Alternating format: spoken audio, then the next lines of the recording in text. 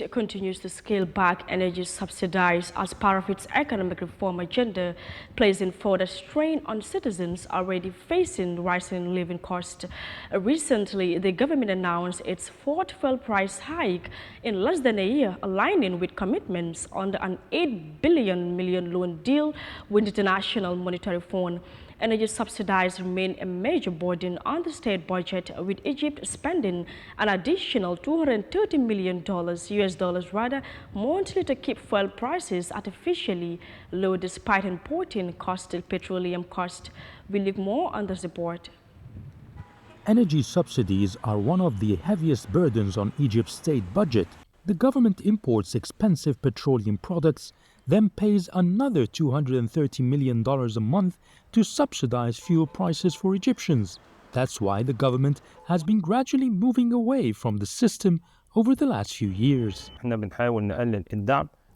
are reducing subsidies so we can save funds for other channels like manufacturing and agriculture, which will create more hard currency revenue for the state.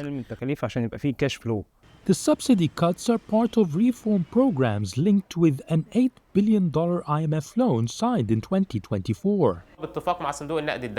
We agreed with the IMF on reducing energy costs in order to approve the new loan tranche that we received a few days ago. The conditions also include speeding up the privatization and maintaining a flexible foreign currency exchange.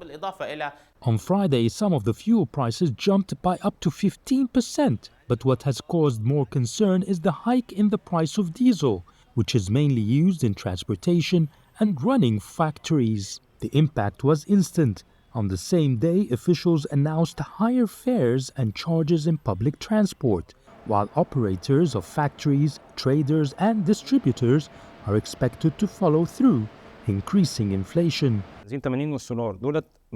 Diesel and fuel octane 80 are the most important in this equation because they are a main component in transport and the cost of production. So definitely the cost of most products and services will go up. Inflation stands at 13% now, will reach 17% later this year. In the last 6 years, fuel octane 80 has risen by 570%. The 92 octane by 393% and 95 octane by 145%. And according to officials, 2 more fuel price hikes are expected before the end of the year. The increase in fuel and gas prices has become a reality. We must accept, but what we want is for the government to control the markets, because traders, shops, bus and taxi drivers immediately raise their prices without limits, which hurts us. To ease the pressure on low-income earners, the government announced a raft of social benefits that include raising salaries, pensions, and the minimum wage, as well as increasing monthly allowances given to the poor.